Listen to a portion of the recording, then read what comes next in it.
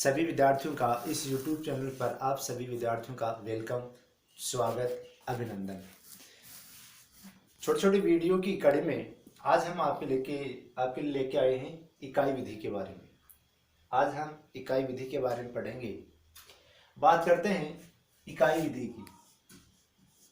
इकाई विधि किसने दी, विद्वानों ने किस प्रकार से परिभाषित किया है, उनके बारे में हम पढ़ेंगे। इकाई विधि को बात करें कि इकाई विधि किस विद्वान की देन है या इकाई विधि के प्रतिपादक कौन है। तो इकाई विधि के प्रतिपादक या जन्मदाता किसको कहा जाता है? विद्वान का नाम है H.C. मोरिसन। H.C. मोरिसन ने 1920 ईस्वी के आसपास, कब? 1920 ईस्वी के आसपास पाठ योजना, कौन सी योजना? पाठ योजना के रूप में इसको प्रस्तुत किया था शुरू में 1920 ईस्वी के बाद। 1920 ईस्वी के बाद में इसी पाठ योजना को एक इकाई विधि के रूप में मान लिया गया, या हम ये कह सकते हैं कि प्रारंभ में पाठ योजना पर मोरिस ने अपने विचार दिए और धीरे धीरे शिक्षा जगत में वह एक विधि के रूप में प्रतिष्ठित हो गई, या उसे एक विधि का रूप दे दिया गया। इस इकाई विधि पर किस सिद्धांत का सर्वाधिक प्रभाव रहा, उसकी बात करते हैं। तो सिद्धांत की बात करें, किसकी बात करें? सिद्धांत। आप सभी जानते हैं गेसाल्ट, जो गेसाल्ट विचारधारा थी, उसी गेसाल्ट विचारधारा का प्रभाव इकाई विधि पर पड़ा। गेसाल्ट का तात्पर्य क्या है? समग्रता। क्या है? समग्रता या संपूर्णता। गेसाल्टवादी विचारधारा यह कहती है कि हम किसी विषय वस्तु को संपूर्ण रूप से, समग्रता से उस विषय वस्तु को देखना चाहिए, उसका अध्ययन किया जाना चाहिए। इकाई विधि भी इसी प्रकार की विधि है। तो हम ये कह सकते हैं कि इकाई विधि गेसाल्ट विचारधारा पर आधारित है। किस पर आधारित है? गेसाल्ट विचारधारा पर आधारित है। तो हम ये कह सकते हैं इकाई विधि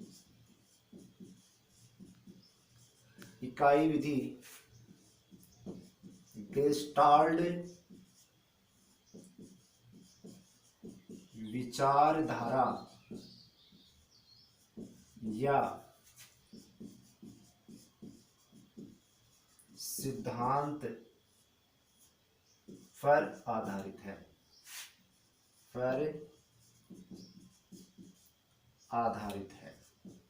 क्लियर? इसके बाद में इकाई विधि किस शिक्षण सूत्र पर काम करती है? इकाई विधि किस शिक्षण सूत्र पर काम करती है? बात करें शिक्षण सूत्र की, इकाई विधि पर कौन सा शिक्षण सूत्र काम करता है, तो हमें हमेशा ध्यान रखना है कि शिक्षण सूत्र कौन सा आएगा? पूर्णता से अंश की ओर। पूर्णता से अंश की ओर। इस शिक्षण सूत्र का प्रयोग इकाई विधि में किया जाता है।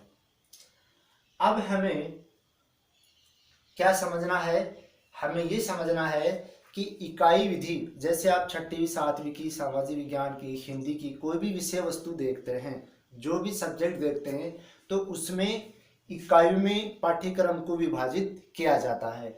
जैसे आप बात करें कि अगर एसएस की बात करें तो एसएस में आप क्या देखते हैं कि अगर पूरे पाठ्यक्रम को 3 भागों में बांट दिया, कैसे? जैसे मान लीजिए प्रारंभ में जो पाठ मिलेंगे आपको भूगोल के मिलेंगे, उसके बाद में जो सेकंड पार्ट होगा उसमें इतिहास के पाठ मिलेंगे, तीसरा होगा वह राजनीति। ये इकाई बना दी गई। अब इस इकाई में क्या होगा कि इस इकाई को देकर के हम ये अनुमान लगा लेते हैं कि 1 से लेकर 8 तक के जो पाठ होंगे उसमें किसका अध्ययन करवाया जाएगा? भूगोल का अध्ययन करवाया जाएगा। 9 से लेकर के 15 तक जो पाठ होंगे उनमें इतिहास का अध्ययन करवाया जाएगा, और 15 से लेकर के और 21 तक जो पाठ है उनमें राजनीति का अध्ययन करवाया जाएगा। तो संपूर्ण विषय वस्तु को हमने एक इकाई के रूप में या यूनिट के रूप में प्रस्तुत किया है, जिसमें हम एक अच्छी तरह से उस पूरी विषय वस्तु को जान सकते हैं। अब बात करें कि जब इकाई विधि को विद्वानों ने किस प्रकार से परिभाषित किया है, हम बात करेंगे परिभाषाओं की। किसकी बात करेंगे? परिभाषाओं की।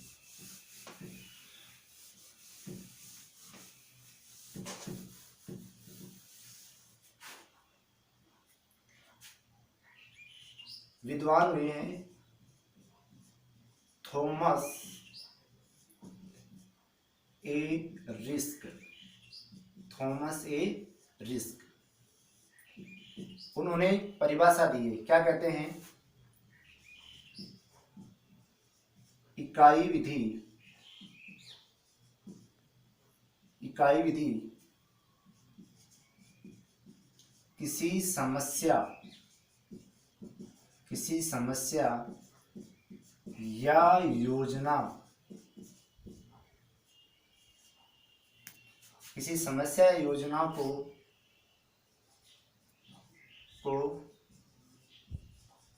सिखाने की उद्देश्यपूर्ण प्रक्रिया है। थॉमस एडिसन क्या कहता है कि इकाई विधि किसी समस्या या योजना को सिखाने की उद्देश्यपूर्ण प्रक्रिया है, कि कुछ योजना बनाई जाती है और उस योजना में हम क्या क्या, किस प्रकार की प्रक्रिया, किस प्रकार से प्रोसेस होगी कि उस विषय वस्तु को पहले क्या पढ़ाया जाएगा, उसके बाद में क्या पढ़ाया जाएगा और अंत में क्या पढ़ाया जाएगा, उसको पहले से प्रस्तुत कर दिया जाता है। वही क्या है? इकाई विधि है। इसके बाद में एनसीईआरटी, एनसीईआरटी क्या कहती है? इकाई विधि, इकाई विधि एक निर्देशात्मक युक्ति है जिसमें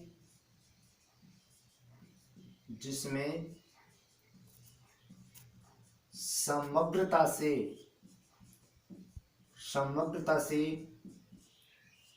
ज्ञान प्रदान किया जाता है, ज्ञान प्रदान किया जाता है। हमें केवल परिभाषा और भी हैं, लेकिन सामान्यतः हमें 2 परिभाषाएं तो याद होनी ही चाहिए। एक तो थॉमस एंड रिस्क ने क्या कहा है कि जो इकाई विधि है वह सीखने की एक उद्देश्यपूर्ण प्रक्रिया है। क्या है? सीखने की उद्देश्यपूर्ण प्रक्रिया है। एनसीईआरटी क्या कहती है कि इकाई विधि एक निर्देशात्मक युक्ति है। कौन सी युक्ति है? निर्देशात्मक युक्ति है जिसमें समग्रता से ज्ञान प्रदान किया जाता है। हम थ्योरी की बात करें तो ये परिभाषा बहुत चीजें के बारे में बहुत बातें कह रही है। क्या कह रही है कि निर्देशात्मक युक्ति एक उपाय है। इकाई विधि क्या है? एक उपाय जो हमें निर्देश देती है। क्या निर्देश देती है? कि हमें किसी भी विषय वस्तु को समग्रता से उस विषय वस्तु को देखना चाहिए। समग्रता से जो विषय वस्तु हमें ज्ञान प्रदान करती है वही विधि कौन सी विधि कहलाती है? इकाई विधि कहलाती है। अब हम बात करें कि परिभाषाओं को समझने के बाद में हम बात करते हैं इकाई विधि के सोपान। क्या? इकाई विधि के सोपान कह दीजिए, चरण बोल दीजिए या पद। इकाई विधि के सोपान, चरण या पद। जो मॉरिसन है उस मॉरिसन ने 5 प्रकार बताए हैं, 5 पद बताए हैं। कितने? 5। वो 5 पद कौन कौन से? देखिए, नंबर 1, पहला जो पद दिया है या जो चरण बताया है उसका नाम है जांच या अनुसंधान। जांच या अनुसंधान। दूसरा प्रकार उन्होंने बताया है जांच और अनुसंधान के बाद में हम बात करें दूसरे प्रकार की, उसका नाम आता है इकाई प्रस्तुतिकरण। इकाई प्रस्तुतिकरण। नंबर 3 उन्होंने बताया है आत्मीकरण। इसे हम कह सकते हैं क्रियान्विति। क्या कह सकते हैं? क्रियान्विति। चौथा सोपान बताया है उन्होंने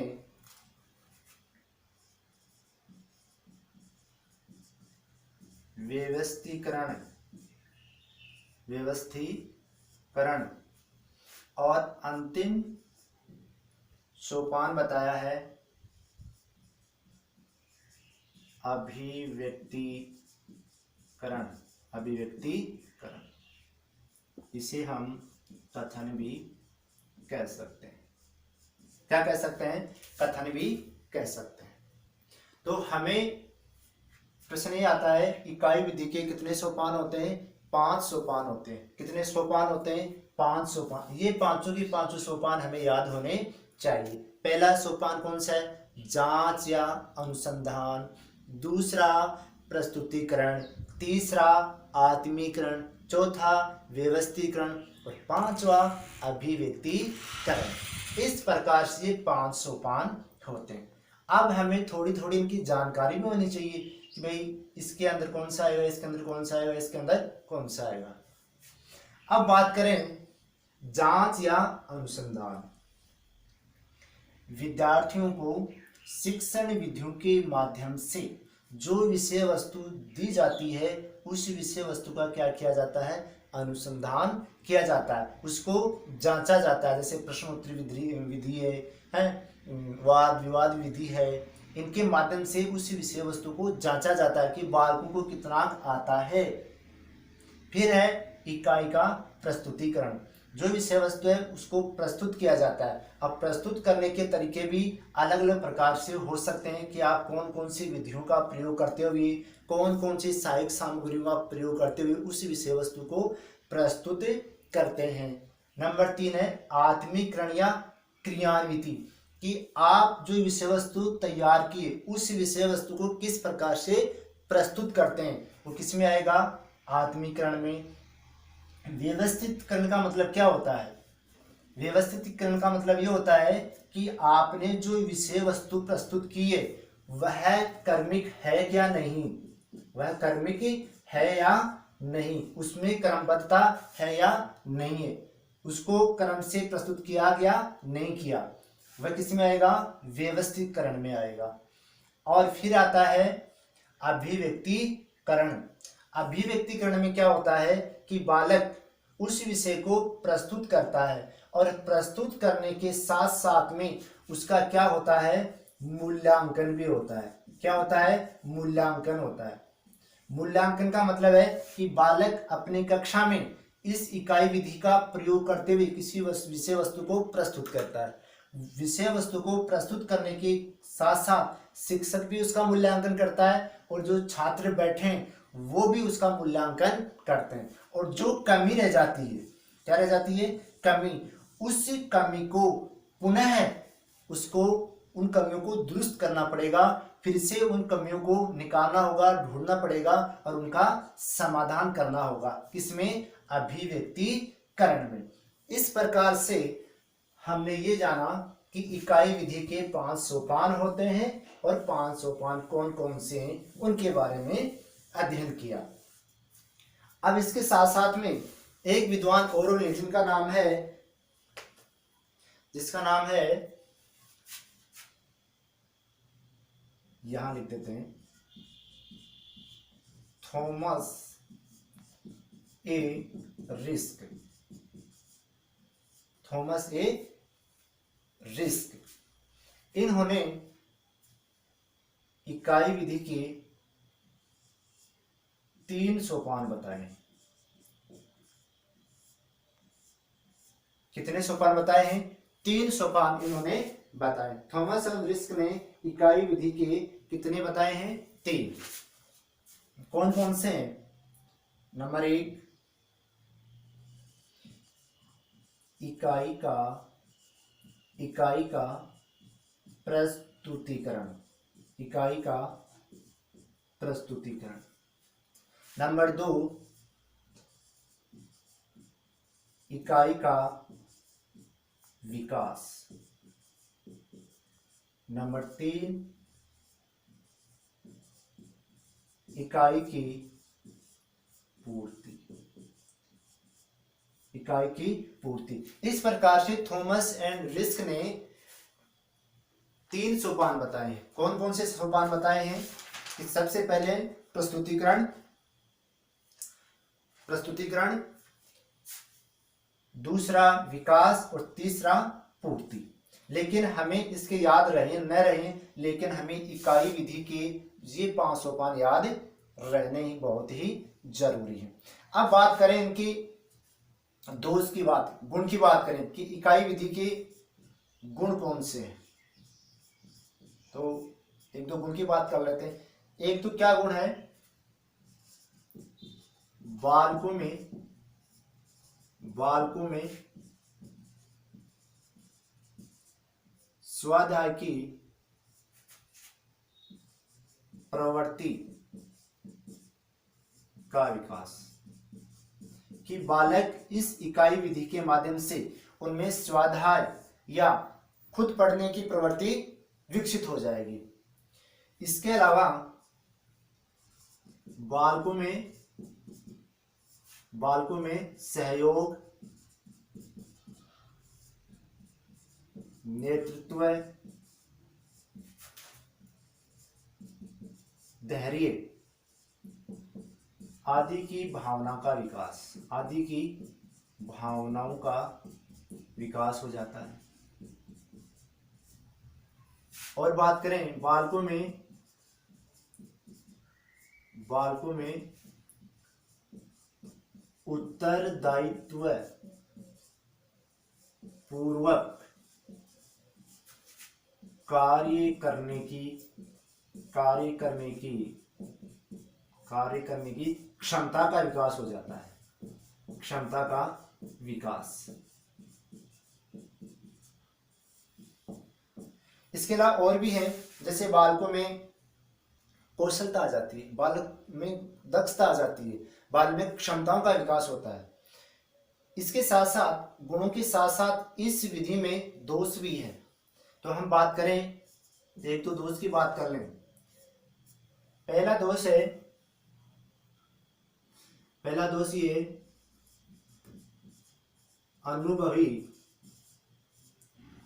अनुभवी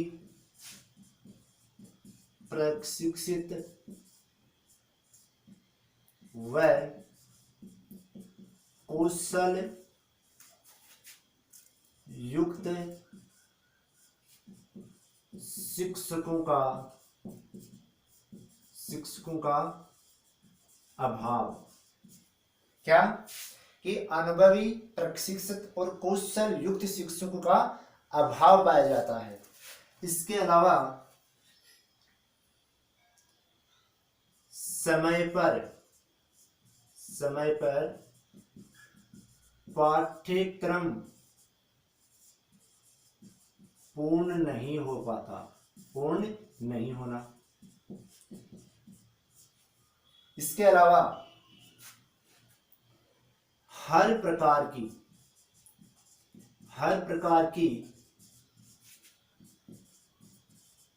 विषय वस्तु इकाई या उप इकाई में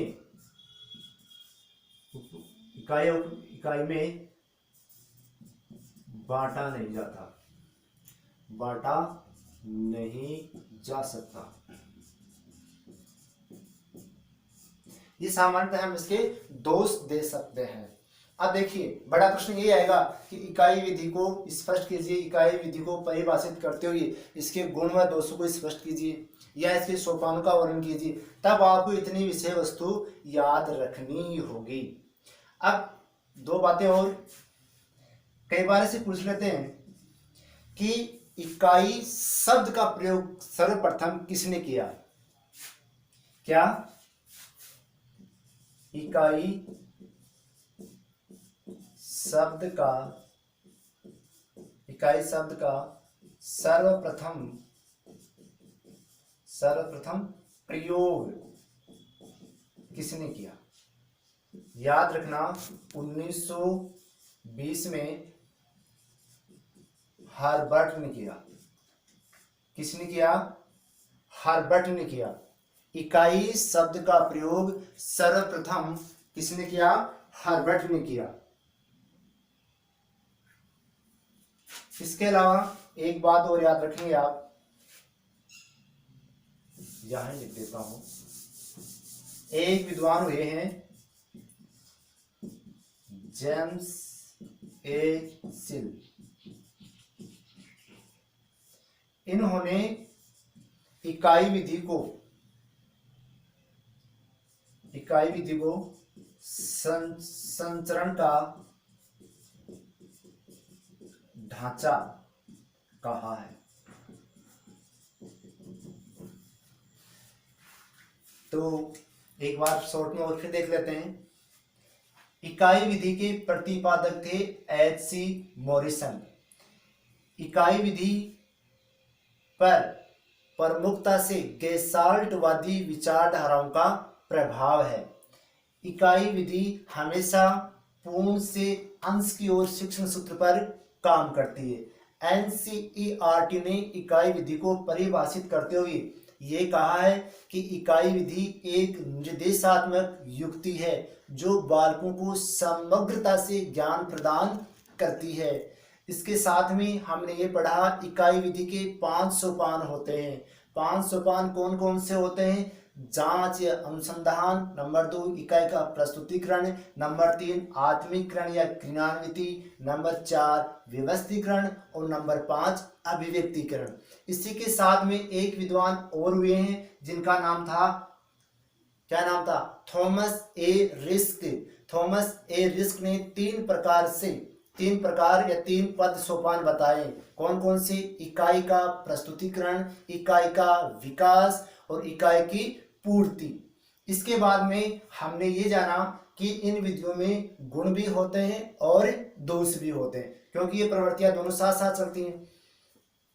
गुणों की बात करें तो बालकों में स्वाध्याय की प्रवृत्ति का विकास होता है, बालकों में सहयोग, नेतृत्व, धैर्य आदि की भावना का विकास होता है, बालकों में उत्तरदायित्व पूर्वक कार्य करने की क्षमता का विकास होता है। दोष मुख्यतः 3 दोष होते हैं। एक तो क्या होता है कि अनुभवी और प्रशिक्षित व्यक्तियों का अभाव पाया जाता है और पाठ्यक्रम समय पर पूरा नहीं होता है, और इसके साथ साथ हम ये कह सकते हैं कि इसमें विषय वस्तु, हर प्रकार की विषय वस्तु को इकाई में नहीं बांटा जा सकता। और हम ये भी देखा कि इकाई विधि शब्द का सर्वप्रथम प्रयोग किसने किया था? हर्बर्ट ने किया था 1920 में। एक विद्वान जेम्स सेल ने कहा कि इकाई विधि संरचना का ढांचा है। संरचना या संरचना क्या है? ढांचा है। मुझे लगता है आप निश्चित रूप से इसको पढ़ेंगे, लिखेंगे और लंबा वीडियो बन गया है, आप बोर भी हो रहे होंगे, लेकिन लंबे लंबे वीडियो चलते रहेंगे, हम पढ़ते रहेंगे, आगे बढ़ते रहेंगे। और इस कोरोना काल में आपको जमकर स्वाध्याय करना है, जमकर पढ़ना है। कोरोना भी चला जाएगा, समय सकारात्मक आएगा। निश्चित रूप से रात के बाद में उजाला निश्चित होता है, हम निश्चित रूप से सफलता प्राप्त करेंगे। आप स्वाध्याय निश्चित करते रहें। आज के लिए इतना ही। आपका फिर से सभी विद्यार्थियों का बहुत बहुत धन्यवाद। Thank you.